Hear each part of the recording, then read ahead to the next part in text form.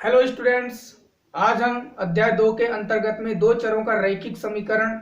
इस अध्याय में हम प्रश्नावली 2 के अंतर्गत 11वां नंबर का प्रश्न को हल करने वाले हैं। 11वां नंबर का प्रश्न को आप समझने के पश्चात अपने पाठ्य पुस्तक का जो 12वां नंबर का उदाहरण है आप उसे भी आसानी से समझ जाएंगे, खुद ही बना पाएंगे। यदि आपको 12वां नंबर का उदाहरण नहीं बन पा रहा है तो आप कमेंट सेक्शन में कमेंट करिएगा। मैं 12वां नंबर का उदाहरण को भी हल करके समझाने का प्रयास करूंगा। तो चलिए अभी हम क्या करेंगे, प्रश्नावली 2 के अंतर्गत आने वाली 11वां नंबर का प्रश्न को हल करेंगे। 11वां नंबर का प्रश्न क्या कहता है, 5 वर्ष पूर्व, 5 वर्ष पहले मेरी आयु मेरे पुत्र की आयु की तिगुनी थी, है ना। 5 वर्ष पहले मेरी आयु मेरे पुत्र की आयु की 3 गुनी थी। 10 वर्ष पश्चात मेरे पुत्र की आयु की 10 वर्ष पश्चात मेरी आयु मेरे पुत्र की आयु की 2 गुनी हो जाएगी। मेरे व मेरे पुत्र की वर्तमान आयु ज्ञात कीजिए। तो देखिए यहाँ पर वर्तमान आयु ज्ञात करने बोल रहा है ना, अभी की आयु। तो वर्तमान आयु यहाँ पर दिया गया नहीं है। मेरी आयु और मेरे पुत्र की आयु, यहाँ पर वर्तमान आयु दिया गया नहीं है। तो सबसे पहले हम क्या करेंगे, वर्तमान आयु को मानेंगे, है ना, वर्तमान आयु को मानेंगे। तो हल लिखूंगा मैं यहाँ पर। सबसे पहले हमको क्या करना है, हल। मेरी आयु, अभी वर्तमान की मेरी आयु को मानेंगे। क्या मानूंगा मैं, मेरी आयु माना, क्या लिखूंगा मैं, माना मेरी आयु, माना मेरी आयु बराबर क्या है, x वर्ष। क्या है, x वर्ष। माना मेरी आयु क्या है, x वर्ष। और माना मेरे पुत्र की आयु, माना मेरे पुत्र की आयु, ठीक है ना, मेरे पुत्र की आयु, पुत्र की आयु को हम क्या मानेंगे, y वर्ष, ठीक है ना। अब ये सब क्या है, माना मेरी आयु, है ना, ये सब क्या है, वर्तमान, ठीक है ना, वर्तमान के लिए बता रहा है, ठीक। अब ये x और y का मान हमको मिलेगा तब हमें पता चलेगा, है ना। ये वर्तमान की आयु को बता रहा है, माना मेरी आयु x वर्ष और मेरे पुत्र की आयु y वर्ष है। तो प्रश्न क्या बोल रहा है, 5 वर्ष पहले, 5 वर्ष पूर्व मेरे पुत्र की आयु की तिगुनी थी, है ना, मेरी आयु 5 वर्ष पहले। प्रश्नानुसार क्या होगा, प्रश्नानुसार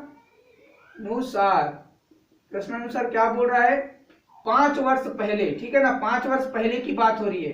5 वर्ष पहले, 5 वर्ष पहले क्या होता है, यदि मेरी अभी की आयु मान लीजिए 10 है, 10 वर्ष मेरी अभी की आयु है, 5 वर्ष पहले क्या रहा होगा, तो 5 क्या कर दूंगा मैं, माइनस कर दूंगा ना, तो क्या हो जाएगा 5 वर्ष। 5 साल पहले मेरी आयु क्या होगी, 5 वर्ष। तो सेम इसी तरह, ठीक है, इसी तरह मेरी आयु क्या है, अभी x वर्ष है, तो 5 वर्ष पहले क्या हो जाएगी, 5 वर्ष पहले मेरी आयु, ठीक है ना, मेरी आयु 5 वर्ष पहले मेरी आयु क्या हो जाएगी, x माइनस 5 हो जाएगी।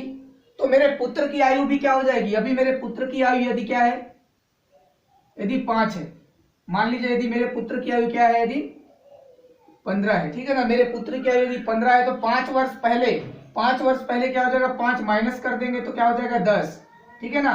तो अभी हमारे पास में y अभी है ना, 15 के जगह मान y है, तो हम क्या करेंगे, y में 5 घटा देंगे तो हमको 5 वर्ष पहले की आयु मिल जाएगी। किसकी, मेरे पुत्र की, ठीक है ना, मेरे पुत्र की आयु, मेरी आयु होगी मेरे पुत्र की आयु, मेरे पुत्र की आयु।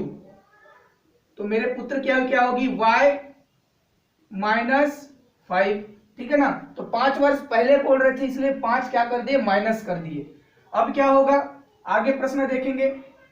5 वर्ष पहले की आयु हमने ज्ञात कर ली है, तो 5 वर्ष पहले क्या होता है, बोला है मेरी आयु मेरे पुत्र की आयु की 3 गुनी थी। 5 साल पहले मेरी जो आयु है, मेरी आयु क्या है, मेरी आयु क्या है, यहाँ पर x माइनस 5 है मेरी आयु। तो ये मेरे पुत्र की आयु की कितनी गुनी थी, 3 गुनी थी, ठीक है ना। मेरे पुत्र की आयु क्या है, y माइनस 5 है। मेरे पुत्र की आयु की 3 गुनी, कितनी गुनी, 3 गुनी मेरी आयु के बराबर है ना। मेरे पुत्र की आयु का 3 गुना करेंगे तो वो मेरे आयु के बराबर होगा, कहने का मतलब। ठीक है, तो यहां तक आप लोगों को समझ में आ गया होगा। इसके पश्चात हम क्या करेंगे, इसको गुणा कर देंगे, है ना। 3 का गुणा y से कर दीजिए, क्या हो जाएगा, 3y हो जाएगा। 3 का गुणा ऋण 5 से क्या हो जाएगा, 3 पंचे ऋण 15, और इधर कौन है अभी, x माइनस 5 है। तो अभी हम क्या करेंगे, समझातों को एक साइड लेके आएंगे, पक्षांतर करेंगे। ये x वाला और ये y वाला समझात है, 5 और 15 ये समझात है। तो हम क्या करेंगे, x और y को एक साइड रखेंगे। तो मैं यहाँ पर x को पहले से ही रखा हूं, है ना। 3y को इधर लेके आ जाता हूं, तो क्या हो जाएगा, प्लस में है 3y, इधर आके क्या हो जाएगा, माइनस 3y। ठीक है ना। अभी पहले से इधर कौन है, पहले से इधर ऋण 15 है। ऋण 5 को आप पक्षांतर कर दीजिए, तो क्या हो जाएगा, धन 5। ठीक है, उसके पश्चात आप क्या करेंगे, इसका सेम टू सेम लिखेंगे, है ना। इसका कोई अभी क्रिया नहीं हो रहा है। 15 और 5 धन में है, ऋण में है 15, 5 में है धन, धन में क्या है 5 है। ठीक है ना, धन में 5 है, तो क्या हो जाएगा, घटेगा, धन और ऋण हो जाएगा। 15 में 5 गया, कितना बचेगा, 10। कितना बच जाएगा, 10। क्या 10 बचेगा, ऋण 10, क्योंकि बड़ी संख्या में ऋण का चिन्ह है। तो ये हमारा समीकरण 1 हो जाता है। क्या हो जाता है, ये समीकरण 1 हो जाता है। ठीक है ना। तो इसके पश्चात प्रश्न आगे क्या बोल रहा है, 10 वर्ष पश्चात। यहां तक हमने हल कर लिया। ठीक है, प्रश्न को यहां तक हल कर लिया। इसके पश्चात क्या होगा, 10 वर्ष पश्चात बोल रहा है। ठीक है, 10 वर्ष पश्चात मेरी आयु मेरे पुत्र की आयु की 2 गुनी हो जाएगी। तो अभी हम क्या करेंगे यहां पर, प्रश्नानुसार। ठीक है ना, प्रश्नानुसार देखिएगा, प्रश्नानुसार क्या हो रहा है, 10 वर्ष पहले, कितना वर्ष पहले, 10 वर्ष पहले की बात है। अच्छा, 10 वर्ष बाद की बात है। ठीक है ना, 10 वर्ष पश्चात बोल रहा है। ठीक है ना, 10 वर्ष पश्चात। ठीक, 10 वर्ष बीत जाने के बाद, जब वर्ष बीत जाता है तो वर्ष क्या होता है, आयु क्या होती है, बढ़ती है ना। जैसे कि अभी मेरी आयु क्या है, x है, तो 10 साल के बाद मेरी आयु क्या होगी, 10 साल इसमें जुड़ जाएगा ना। तो इसी तरह यहां पर मेरी आयु क्या हो जाएगी, 10 वर्ष पश्चात मेरी आयु क्या होगी, मेरी आयु क्या है, x है। तो x में क्या जोड़ देंगे, 10, है ना। 10 वर्ष पश्चात बोला, इसलिए क्या जोड़ देंगे, 10। तो मेरे पुत्र की आयु क्या हो जाएगी, पुत्र की आयु बराबर क्या हो जाएगी, पुत्र की आयु भी क्या होगा, अभी अगर पुत्र की आयु y है तो 10 साल के बाद 10 साल और जुड़ जाएगा ना, तो क्या हो जाएगा, y प्लस 10 हो जाएगा इसका भी। ठीक है ना। तो प्रश्न आगे क्या बोला है, 10 वर्ष पश्चात की आयु हमने ज्ञात कर लिया। तो 10 वर्ष पश्चात मेरी आयु मेरे पुत्र की आयु की 2 गुनी हो जाती है। अब हम क्या बोल रहे हैं, 2 गुनी किसकी, पुत्र की 2 गुनी मेरी आयु। ठीक है, तो अभी हम क्या करेंगे, इसको हल करेंगे, x प्लस 10 बराबर, ये पुत्र की आयु क्या है, y प्लस 10। तो अभी प्रश्न क्या बोल रहा है, 10 वर्ष के पश्चात में मेरी जो आयु है वो मेरे पुत्र की आयु की 2 गुनी हो जाती है। ठीक है ना, 2 गुना करेंगे तो मेरी आयु के बराबर होगा। तो आप इसे हल कर दीजिए, 2 का गुणा y के साथ में क्या हो जाएगा, 2y। 2 का गुणा 10 के साथ में कर दीजिए, धन में है ना, धन हो जाएगा 10 दूनी क्या हो जाएगा, 20 हो जाएगा। अभी कौन है इधर, x धन अभी 10 है। तो अभी हम क्या करते हैं, समझातों को एक साइड लेके आते हैं ना, पक्षांतर करेंगे। x इधर है, x को रखूंगा, y वाला को इधर पक्षांतर करूंगा, तो क्या हो जाएगा, माइनस 2y, है ना। प्लस में था 2y, इधर आके माइनस में हो गया। पहले से अब इधर कौन है, पहले से इधर 20 है। अभी क्या हो जाएगा, 10 कहां चला जाएगा, उधर चला जाएगा ना, किधर, 10 धन में है, उधर जाके क्या हो जाएगा, ऋण में हो जाएगा। ठीक है ना, 10 धन में, उधर जाके क्या हो जाएगा, ऋण 10 हो जाएगा। ठीक है, तो अब क्या हो जाएगा, यहां पर देखिएगा, 10 धन में है, सॉरी 20 क्या है, धन में है, और 10 ऋण में है, तो घटेगा, है ना, धन और ऋण हो जाएगा, घट जाएगा 20 में, 10 चला गया, कितना बच जाएगा यहाँ पर, 10 बच जाएगा। 10 बच गया, क्या बराबर, x ऋण 2y बराबर क्या बच गया, 10। ठीक है, तो ये हमारा समीकरण 2 हो जाता है। तो जब भी हमारे पास में समीकरण 1 और 2 प्राप्त होता है तो हम विलोपन विधि से या फिर प्रतिस्थापन विधि से हल करते हैं। तो हम क्या करेंगे, विलोपन विधि से हल करेंगे। क्या करेंगे, विलोपन विधि से। ठीक है ना। तो देखिए, विलोपन विधि में हमारा ये समीकरण क्या है, 1 है। क्या है, समीकरण 1। देखिए, समीकरण ये क्या है हमारा, 2 है समीकरण। तो देखते हैं सबसे पहले अगर विलोपन विधि से हल करते हैं तो गुणांक समान होना चाहिए, किसी का गुणांक, यहाँ पर x और x का गुणांक समान है तो हम विलोपन विधि से हल कर सकते हैं। ठीक है, तो हम देखेंगे यहाँ पर विलोपन विधि में क्या होता है। विलोपन विधि, विलोपन विधि से लिख देंगे यहाँ पर समीकरण 1 और 2 को जोड़ेंगे या फिर घटाएंगे तो x या y निरस्त हो जाएगा। तो हम यहाँ क्या कहेंगे, घटाएंगे तो, है ना। यदि हम क्या करते हैं समीकरण 1 और समीकरण 2 को घटाते हैं तब यहाँ पर कोई चर संख्या निरस्त हो जाता है। ठीक है, तो हम क्या करेंगे समीकरण 1 व 2 को घटाने पर, ठीक है ना, घटाने पर, तो घटा दीजिए समीकरण 1 का ये वाला हिस्सा को, इसको क्या करेंगे, इस वाले पक्ष को इस वाले पक्ष के साथ में घटाएंगे। समीकरण 1 का ये वाला बायां पक्ष कौन है, x माइनस 3y है, इसको किसके साथ घटाना है, समीकरण 2 के बायां पक्ष के साथ में क्या करेंगे, ऋण लगा देंगे, है ना। घटा रहे हैं तो ऋण लगा दिए, जैसे ही ऋण लगाया इसको क्या करना पड़ेगा, कोष्टक में रखना पड़ेगा, x माइनस 2y बराबर, अब दायां पक्ष वाले को दायां पक्ष के साथ में जोड़िए, धन 10, समीकरण 1 का दायां पक्ष कौन है, सॉरी ऋण 10 है ना, क्या ऋण 10, ऋण 10 क्या कर रहे हैं, घटा रहे हैं, घटा रहे हैं इसलिए ऋण का चिन्ह, किसको घटा रहे हैं, इसके समीकरण 2 के दायां पक्ष को, कौन है 10 है।